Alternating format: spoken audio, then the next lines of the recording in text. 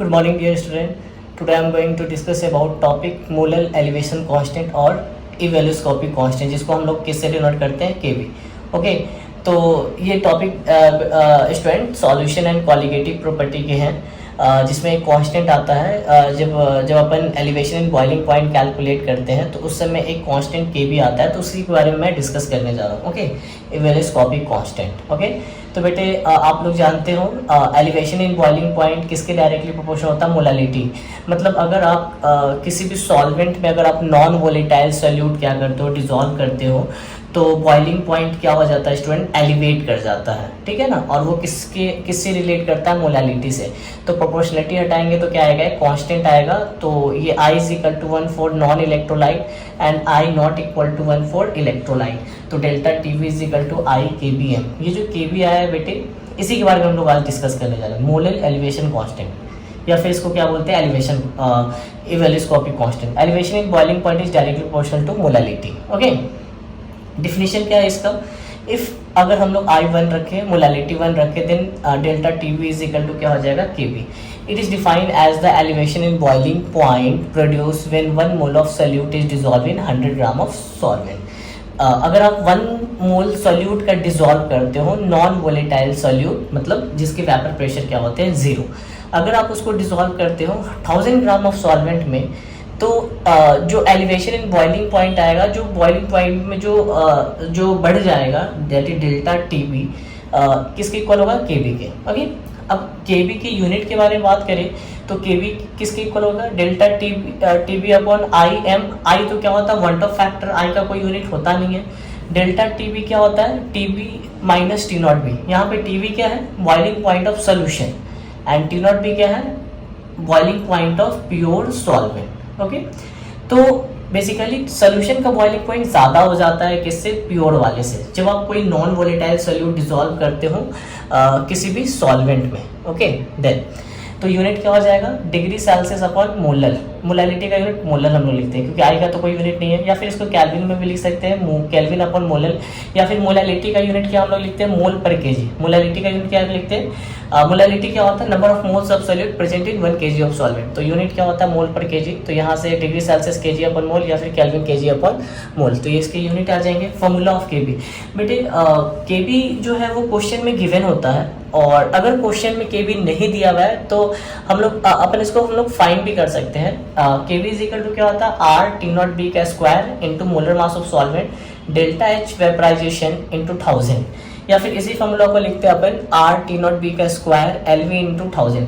Delta H vaporization किसके equal होता है, L V into molar mass of solvent. अब बात है यहाँ पे डेल्टा एच वेपराइजेशन क्या है, तो it is molar enthalpy of vaporization. मतलब एक मोल को वेपराइज करने में जितने एनर्जी लगेंगे, that is molar enthalpy of vaporization. और लैटेंट हीट, एलवी क्या है, latent heat of vaporization. LV को कैसे डिफाइन करते हैं, 1 ग्राम को वेपोराइज करने के लिए जितना एनर्जी का जरूरत पड़ेगा 1 ग्राम सॉल्वेंट को, that is latent heat of vaporization. Okay, यहाँ पे आर आ रहा है. आर क्या होता है, यूनिवर्सल गैस कांस्टेंट, और इसका वैल्यू क्या लेते हैं अपन, 8.31 जूल मोल केल्विन और 2 कैलोरी मोल पर केल्विन. ओके, तो ये डिपेंड करता है कि आर आप किस में लेते हो.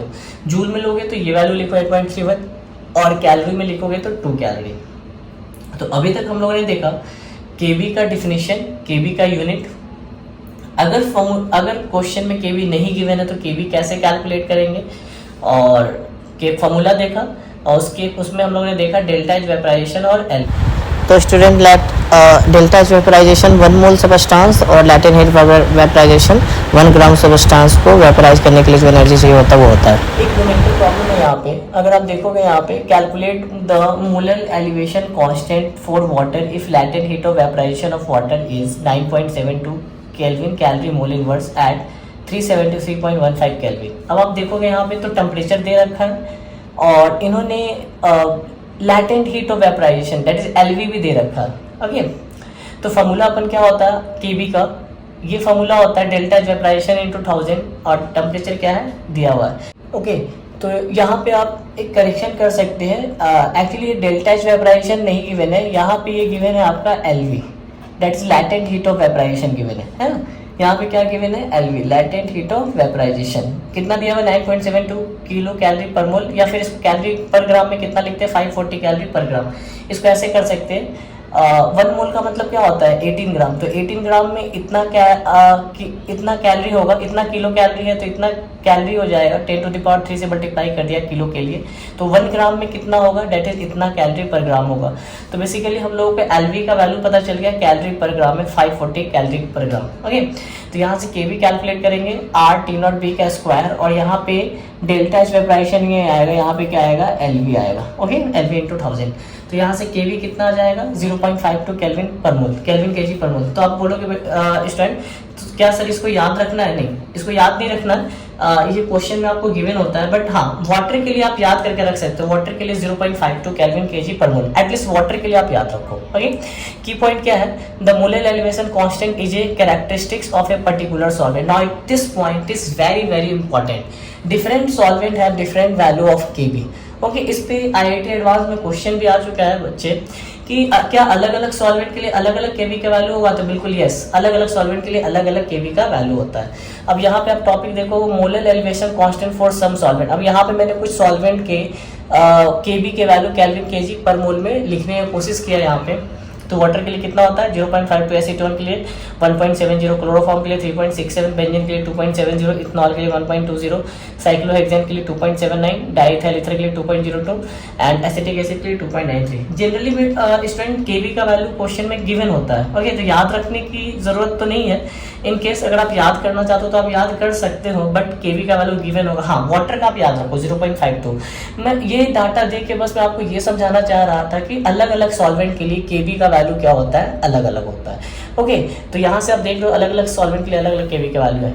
एक क्वेश्चन है, compare KV for normal butyl alcohol, isobutyl alcohol and tertiary butyl alcohol. Okay, तो यहाँ पे आप देखोगे तो आप बताओ ब्रांचिंग, जैसे आप जानते हैं कि ब्रांचिंग बढ़ने से वन टू वन अट्रैक्शन कम होता है। जैसे जैसे ब्रांचिंग बढ़ाओगे सरफेस एरिया कम होगा, सरफेस एरिया कम होगा तो वन टू वन अट्रैक्शन कम होगा, अट्रैक्शन कम होगा तो वेपर प्रेशर क्या होगा, इंक्रीज। वेपर प्रेशर, अट्रैक्शन कम हो रहा है तो वेपर प्रेशर इंक्रीज हो जाएगा, ऑब्वियस है।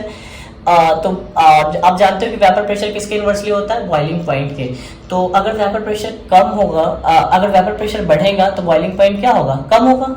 ओके, तो अगर बॉइलिंग पॉइंट कम हो रहा है तो इट मीन्स T0B क्या हो रहा है, कम हो रहा है। और आप देखोगे तो केवी किसके डायरेक्टली है, बॉइलिंग पॉइंट के क्या है, डायरेक्टली। तो अगर केवी अगर बॉइलिंग पॉइंट कम होगा तो केवी कम होगा, और बॉइलिंग पॉइंट ज्यादा होगा तो केवी ज्यादा होगा। ओके, तो यहाँ पे आप देखोगे तो ब्रांचिंग होने से वन टू वन अट्रैक्शन कम हो रहा था, वन टू वन अट्रैक्शन कम होने से वेपर प्रेशर बढ़ रहा था, वेपर प्रेशर बढ़ने से बॉइलिंग पॉइंट कम हो रहा था, बॉइलिंग पॉइंट कम होगा तो केवी भी क्या हो जाएगा, कम।